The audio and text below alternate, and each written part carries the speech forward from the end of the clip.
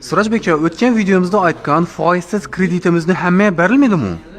Foizsiz kredit bo'yicha byudjet tashkiloti xodimlariga 30 kun muddatga 20 million so'mgacha ajratiladi. Byudjet tashkiloti deganda Mudofaa vazirligi, ichki ishlar ishlaydiganlar, maktabda ishlaydi, hamshiralar, davlat tashkiloti bo'lsa bo'ladi. Necha so'mgacha ajratiladi? 20 million so'mgacha.